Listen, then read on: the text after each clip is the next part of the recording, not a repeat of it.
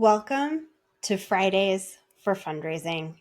In the next 5 minutes, you're going to learn one step you can take before you leave the office today that can move fundraising forward for your small nonprofit. Hi, I'm Kelly, founder of From Scratch Fundraising, where we help nonprofit leaders raise more dough without burning anything. Every Friday, I'm here to serve up one bite-sized fundraising assignment that you can tackle in about an hour. Think of it as your weekly recipe for sustainable fundraising success. No overwhelm, just actionable steps that actually move the needle. This month, we're running our year-end campaigns. I really hope that you've launched your year-end campaign by now. If you haven't, it's not the absolute end of the world, but you're going to want to go back to my October 3rd episode right now and blitz through all of the homework assignments right now to make sure you can still get a few things out before the end of the year. But I'm assuming if you're listening to me at this point, you've got your year-end campaign launched and you are rolling out. This week, I'm going to talk about what you can do to make some tweaks and course corrections if you're finding that you're not hitting your goals. Next week on December 20th, that will be my last episode for 2025.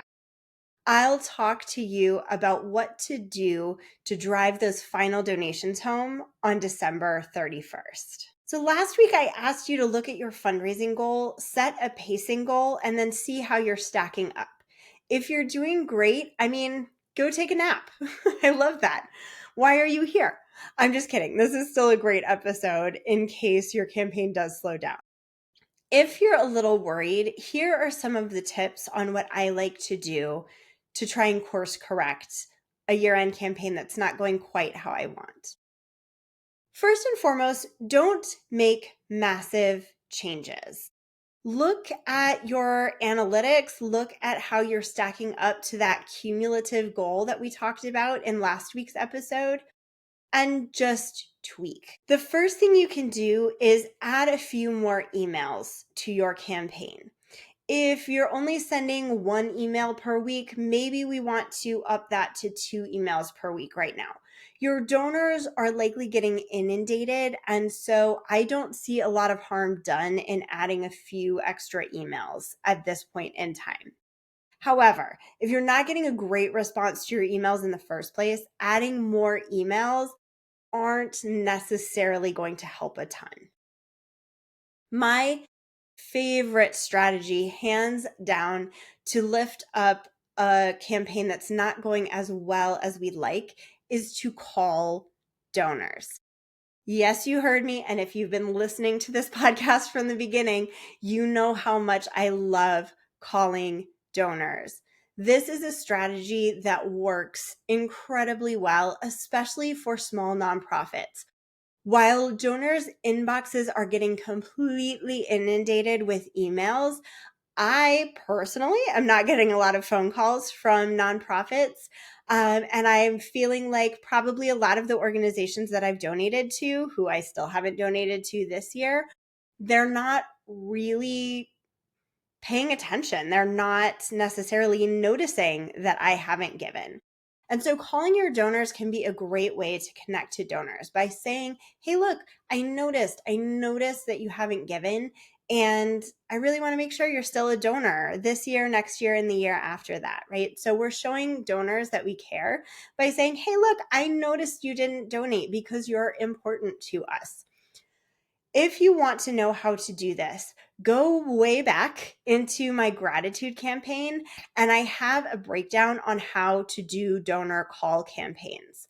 The main difference is instead of calling them to say, hey, thank you, what we're going to be calling them is to say, hey, I noticed you haven't given this year, and can we count on your support before December 31st? So calling your donors is a great step.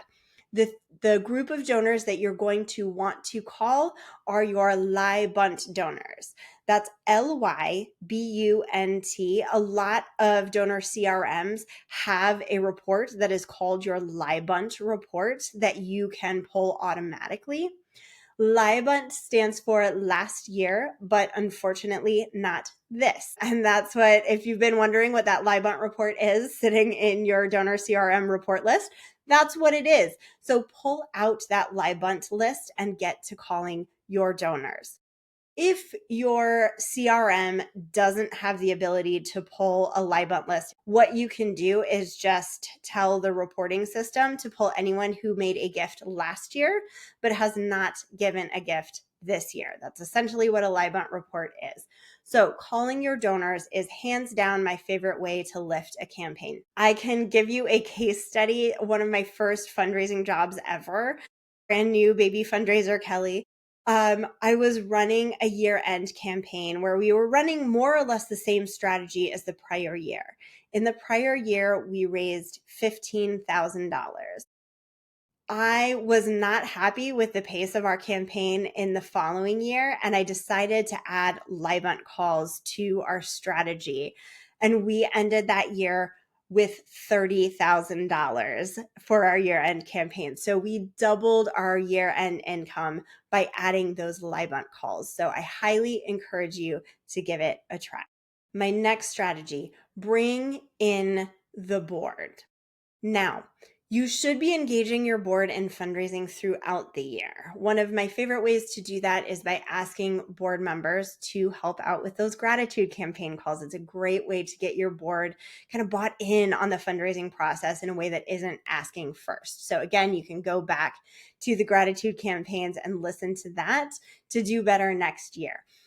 But if you are underperforming on your year-end campaign, one of the things I like to do is write an email for my board members to send out. So it's a template where I just ask them to think of the 5 people most likely to say yes when they ask. I'm not saying, hey, go find the biggest donors you can find. I'm not saying, hey, go solicit your wealthy friends for the biggest gift possible. What I'm usually saying is, hey, could you make a list of 5 to 10 people who you feel confident will say yes just because you asked? And here's an email template that explains our organization. Could you please send this out and send that to those 5 to 10 people who are likely to say yes?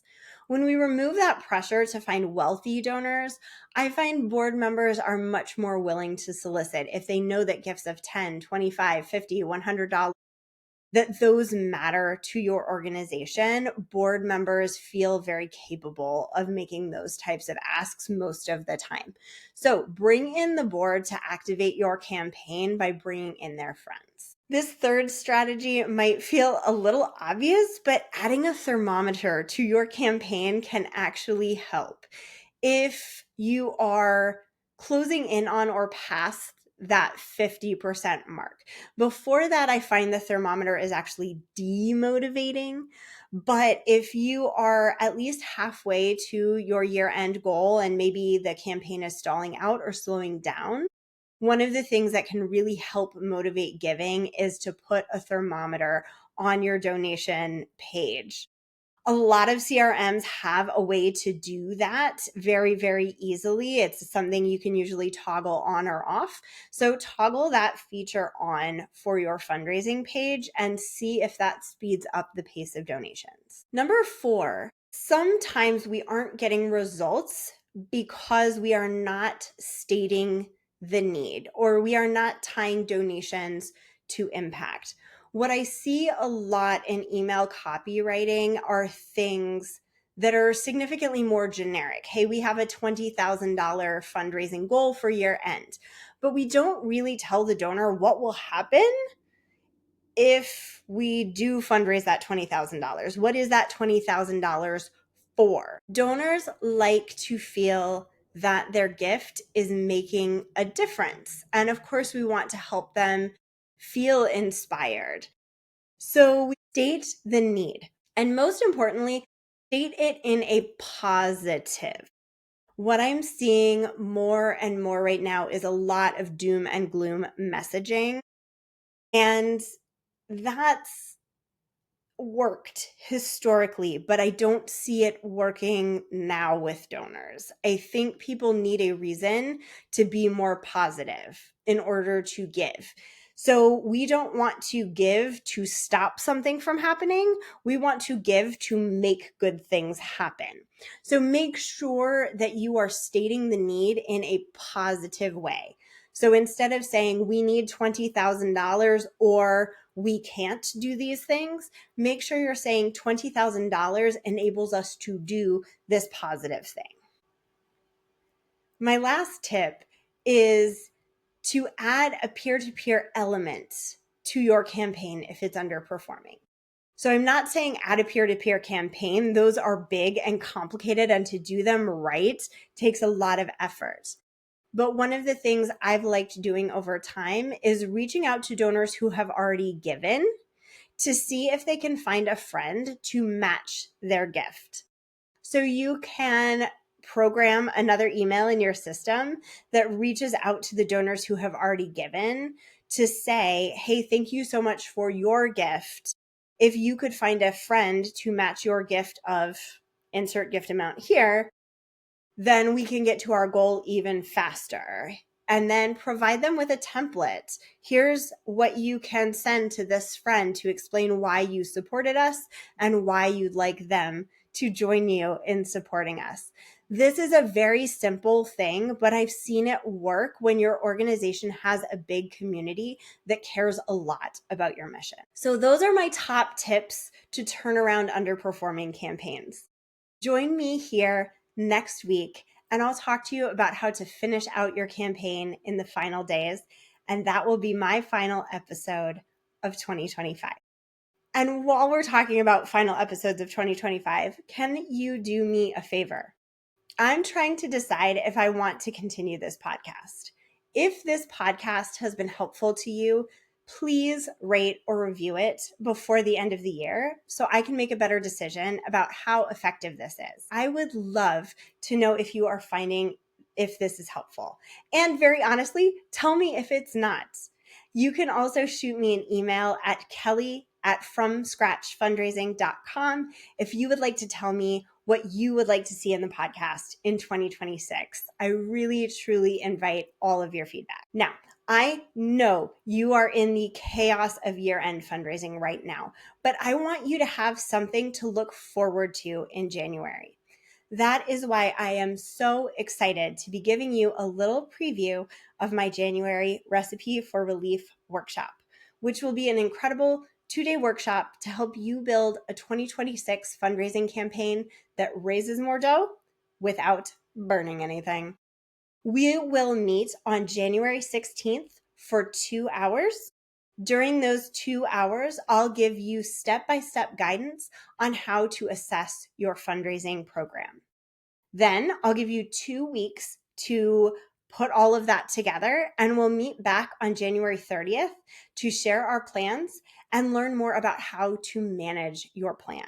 I will teach you all of my tricks to create highly automated but highly engaging stewardship programs, how to create rhythms for your fundraising year so you never get overwhelmed, and all of my best project management and productivity tips. I am so excited about this workshop. Sign up to be the first to know when the registration goes live by going to fromscratchfundraising.com/2026-relief. That's RELIEF, relief. So a quick reminder, your assignment this week. Make a few adjustments to your year-end plan based on what feels most feasible for you right now. And meet me back here next week to figure out how to drive it home. Remember, fundraising success isn't guesswork. It's following the recipe. Thanks for being here with me. I'll see you next week. Now go make the world a better place.